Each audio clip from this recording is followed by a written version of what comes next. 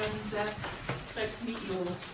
Well, just a quick few words before we start where I come from, so you know what my background is and what I'm doing here. My name's Lis Parcell. I work as lead learning advisor for the JISC Regional Support Centre for Wales, RSC Wales. Can everybody hear me at the back, by the way? Do wave if you can't hear me at all. And we're a support organisation that accounts for a big family of services funded by JISC and in Wales, the Welsh Government, to support post-16 education and effective use of technology, both for learning and teaching and business. So that's what we're doing. And my background is in information services and higher education and research. But I've been working in the RSC now since 2000. So I'm not a techie, I'm not a learning technologist. I sort of still work on the boundary between technology and practice, and that's where I feel very comfortable. So don't throw me any really, really techie questions when you're not, at least I won't be able to answer them, but I know somebody who can. So what we're going to do today is very quickly look at a topic which Clive asked me to look at for you, which is open educational resources. As I'm notoriously bad at timing my own presentations, I'm going to say right now, because we might overrun and I'll have to rush at the end, my slides are all on SlideShare, so the URL's nice and short there, so you can scribble it down, you can go away right now and download the slides, and those have got all my points on and all my contact details. For those of you who are tweeting today, feel free to tweet nice comments about my session, and do follow me, because I'm around about 400 followers, and I'd really like to hit 400, so that's my Twitter ID, and also RSC Wales has its own ID as well, so we can talk about some of this stuff. Okay, before we begin then, open educational resources, OERs as they're sometimes referred to. Has anybody heard of them before today? Oh right, several people, that's great. Has anybody actually created an open educational resource themselves? Okay, oh right, I was thinking of hands creeping up. A couple there, that's great. Has anybody knowingly used open educational resources that may have been created somewhere else? Again, that's one or two. Has anybody ever used Wikipedia? Be honest. Okay, so you'd argue you've actually used an open educational resource. I'm not going to argue today about whether Wikipedia is educational or not. Maybe you've used an open resource to find material. I expect a few more hands up for this one. Who's tried to find free resources on the web to use in their teaching? Pretty much everybody. So we're in the right sort of area then. Okay. Well, when I was trying to think how to start this presentation off, I was wrapping a birthday present for my goddaughter. She was 12 on Sunday. And I was thinking to myself, how's she going to feel when she opens this box of presents that I was posting to her? When you're very young, if somebody offers you a free new resource, a new toy, any present by definition is delightful. You rip the paper off, you start using it straight away, you immerse yourself in it, it becomes part of your world. Maybe as we get a bit older, a free gift offered to us in a box can be slightly more of a mixed experience, I think. Sometimes it's brilliant, sometimes it's not quite what you hoped for. Sometimes you frankly do not like it, it's the wrong size, it's the wrong colour, what on earth were they thinking of when they gave it to you? And sometimes you might even have to ask, what is it? That's happened to me more times than I care to mention. So offers of new digital resources and free resources in education can inspire similarly mixed feelings, I think. You might have gathered that I'm not necessarily sold on every new technology that comes out. And there's a lot of media hype these days around technology, in education particularly. But open educational resources are part of a movement towards more openness in education, which has caused a bit of a flurry of debate in the educational media recently. So I think we can't really avoid having a quick look at it. And as with any unexpected gift, I think we might want to ask a few questions about it. So these are some questions I think we might feel like we want to ask about OERs. What are they? What are they for? What benefit can I and my community, my students, my colleagues get out of them? And how can we find out more? Because we're not going to answer all the questions today, so I'll give you a few pointers as to where you can go after today. Well, there's loads of definitions of OERs on the internet, and there's no single one that's going to really suit everybody. They're all right up to a point. I'm not going to read out the definition there. I'm sure. Can you see it at the back? Yeah, great. So you can read it for yourself while I'm chatting. And as you can see, there are very long definitions about OERs. The top one there is taken from a site called the OER Commons. But then the Open Education Resources Info Kit, which is a very handy, quick guide to everything to do with OER, has a very simple definition, which is equally true. I quite like the second one, not only because it's short and sweet, but also because it does mention the fact that the resources that we call OERs are not necessarily completely free in every possible sense. They're licensed. Somebody's thought about how it's right to make them available and how they want them used. So it's the licensing that's really important. Sian talked earlier about her online resources and how she'd organised appropriate licensing for them, blended and other materials. You can't really get away from that. Somebody somewhere owns that material, whether they can pay the free of charge or not. So the fact that they've thought about how they want you to use it, that's really important, I think. So I like that definition, but you've probably got some of your own, or you might prefer others. That's fine. OERs have been generated in recent years by individuals, institutional projects, projects at local, national and international level. If you've come across OERs in your subject in the last couple of years, it's quite likely that they've been created as part of a big HEFCE funded initiative called UK OER. Has anybody heard of that programme? You might have come across them through the Academy subject centres, which were involved in developing OERs for lots of different disciplines, such as medicine and health. So a lot of projects have come out fairly recently, and they're becoming a bit more shared around. I think something else I'd like to flag up at the beginning is that when we say open, that can mean lots of different things to different people. The dictionary definition, I looked it up, says allowing unrestricted access, or an open door, for example. Some people might interpret open to mean completely free. Everything's free. Well, somebody's probably paid for it somewhere along the line. It often means, for example, in software, open would mean it's not predicated on any individual technology or interface. It doesn't require you to have a particular browser or platform, for example. And it might mean that you can change it, that you can take somebody else's resource, tweak it, put your branding on it, just like Sian was showing us. You know, they were able to use other resources, but put their banner on it. So they reused those resources and made some modifications to the way they were presented. Well, some open education resources do allow you to do that, but not all of them. So the little simple word open isn't always as simple as it might appear. Just to give you an example. Let's look at the box again. To find this, I use something called the Flickr Creative Commons search engine. Anybody else use that sometimes? Very handy for finding pictures you can put in your PowerPoints, which you can use. Nobody's going to come back at me and say, you can't use that, or I want £500. And the key to being able to use it for me is this, which appears on Flickr when I look it up. And that tells me that the person who took this beautiful picture allows me to use it on certain conditions. It allows me to use it as long as I attribute it, so I'll put the URL there. Sparky Blues is her name, and who she is, but that's the URL on Flickr. And she doesn't require payment, and I can make use of it as long as I don't sell it on, so as long as I don't make commercial use of it. And if I pass it on, then I can't impose a different kind of license on it, so it's called share alike. It means that if I'm sharing it from her, I have to share it on in the same way. So a few little criteria, but nothing that's going to trouble me. So I can use it and put it in my PowerPoint, I can stick or polish it and put it on Moodle without me having to go in and take it off again, which would make it a bit boring. And so I'm very grateful to her. And that she's put a Creative Commons license on her image, and everybody's happy, basically. I mentioned the programme, UK OER programme, funded by HEFCE in England, so it's only in English universities that actually got the DOSH, but now they've created the resources, we can all use them.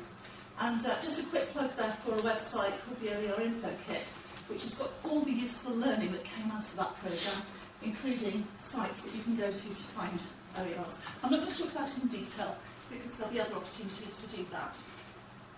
I'll tell you more about those towards the end. So, some of you might be thinking, well, all this open stuff, is it really brand new? I had a little look back in the history, and I found out that open and distance learning has been around for at least 150 years. So it's not really as new as some people might argue. The first Pitman shorthand courses were in the mid to early 19th century. The University of London's external programme started in the 19th century.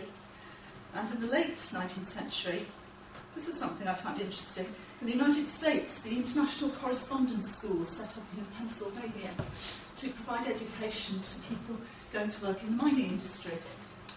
And one interesting point I noticed was that the numbers were quite good for those correspondence courses. But then when they started giving away the material as free textbooks, the numbers shot up. I think there's probably a little less than that to bear in mind for our making available of e-learning materials to our students today and what they actually want. Perhaps things haven't changed that much since the miners in Pennsylvania were going to university in the 19th century. Then in the 20s we had the Wireless University being rooted at BBC, and then in 1969 the Open University was born, and the rest, as they say, is history. And then we had to wait till the 1990s before the technology made it possible to allow resources to be put together in a way that they could be reused and accessed, repurposed and modified.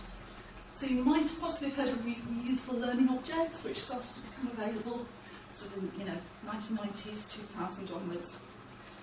But they've never really sort of taken off until they've started to be discussed now in the context of changing approaches to the curriculum, new student needs, new financial realities.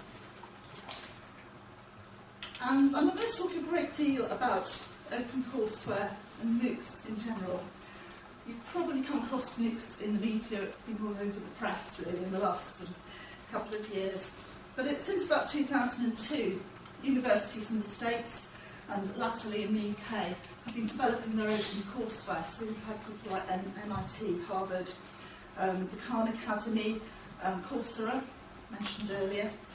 And most recently, we've got resources such as OpenLearn from the OU and FutureLearn, the Russell Group collective of universities, which is going to be making their courses available, some of their courses available for free, and Cardiff University is involved in that.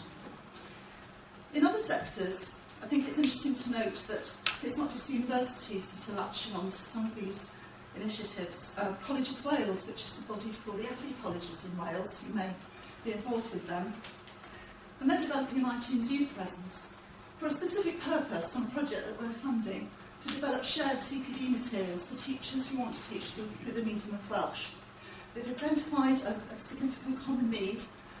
It's not really a big commercial area, Welsh medium teaching materials, and the market is relatively limited, isn't it? And so they're going to be using their resources to develop a core of CPD materials on iTunes U that all Welsh medium staff in education can tap into. And it'll be interesting to see that evolving. So, open isn't new, but it's definitely come up the agenda recently. Logos are funny things. This is an international logo which was developed by UNESCO. UNESCO has been very active in promoting the cause of open educational resources, particularly with a view to helping developing economies and helping to reduce the digital divide internationally. And they devised this logo in the last year or so. And I think in some ways it helps to kind of give an idea of what open resources and open education are all about. So you've got, this is a bird apparently.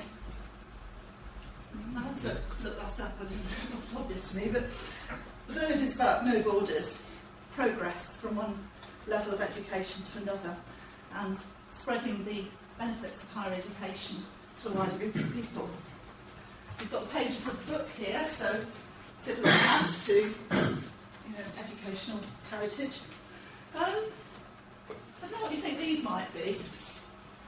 What do those suggest to you? Anybody? Hands, doing what?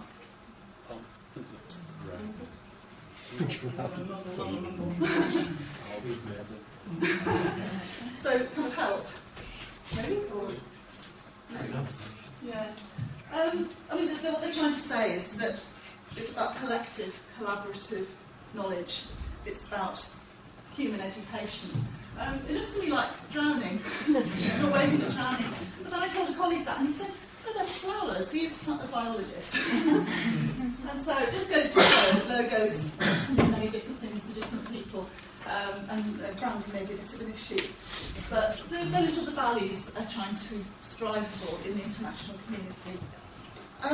These international organisation values aren't the only ones that I think are raising OER up the agenda. Yes, it's about developing economies. Yes, it's about reducing the digital divide, something that affects us in Wales, I think, not just in third world countries. It's about academic and institutional reputation. Some universities are marketing themselves as open universities. You could say, depending on whether you're a fan of this sort of thing or not, it could be seen as a kind of opportunity for peer review, putting your resources out there and inviting others to look at them, possibly in a semi-finished state, and maybe even develop them. Now, that's a different kind of peer review, a collaborative approach to perhaps traditional academic practice, but I think it's an interesting point.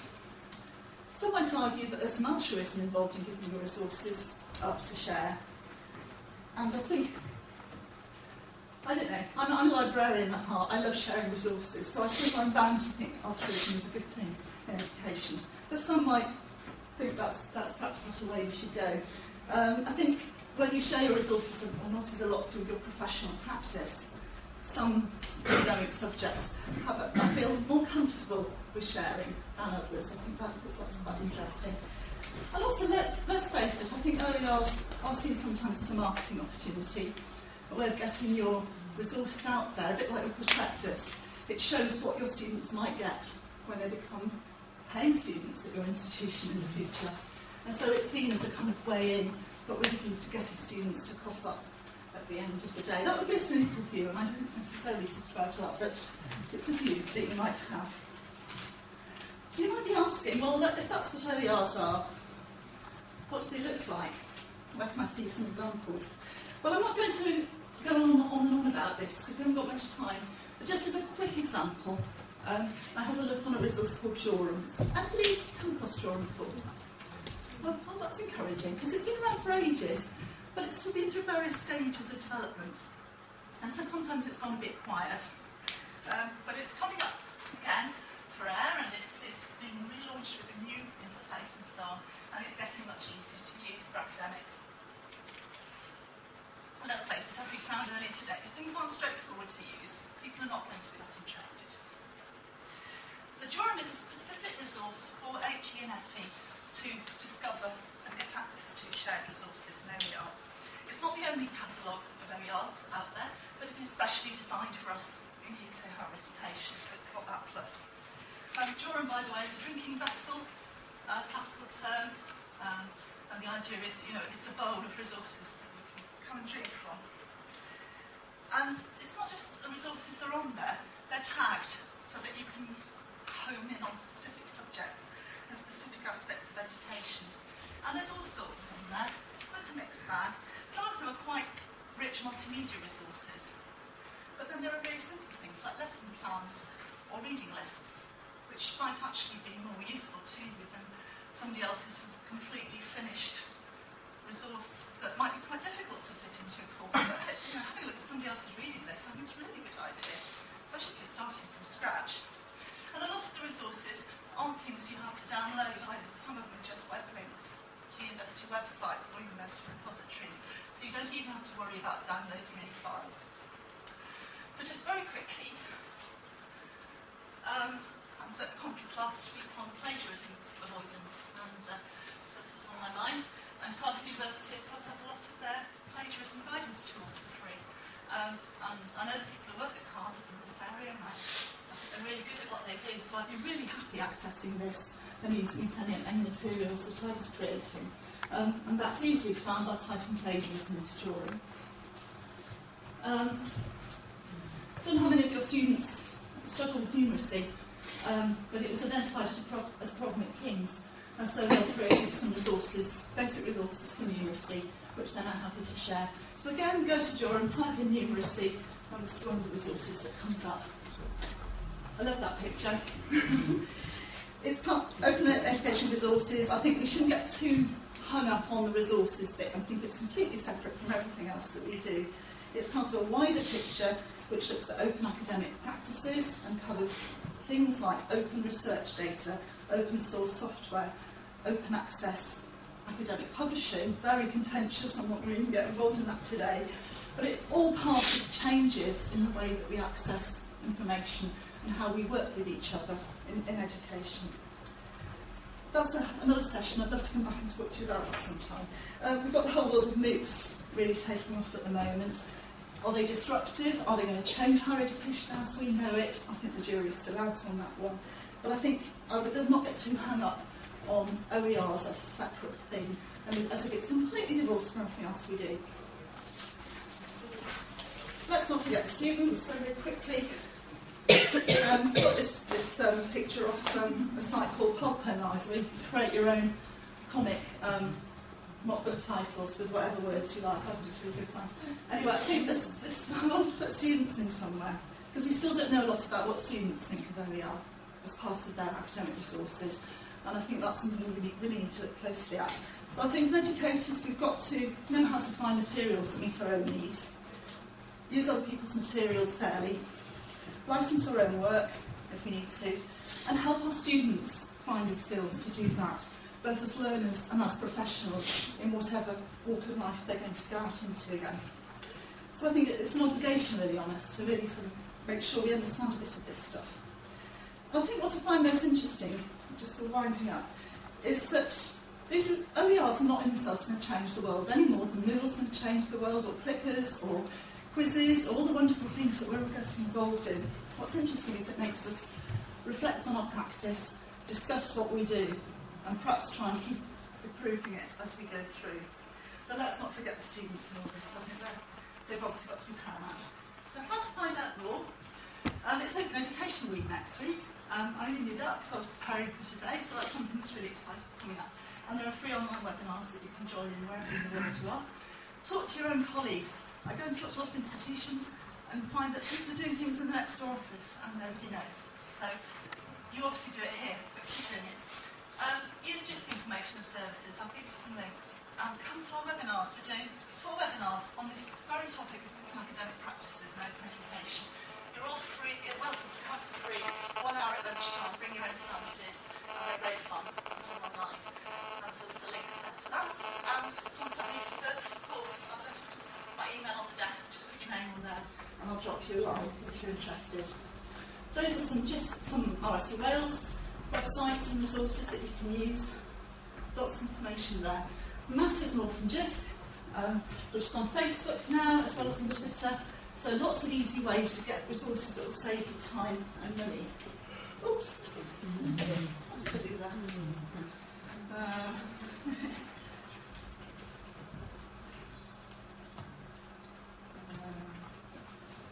And that's the last one, my contact details. Sorry it's all been so rushed, but it's been great to talk to you about this. And if any of what I've said has provoked or inspired you, do get in touch, because I really want to learn more about how this OER thing is going to work for HE. And I'm meeting people in all institutions to talk to you about it. So let's hope this isn't the end of the conversation. And enjoy the rest of your afternoon. Thank you very much.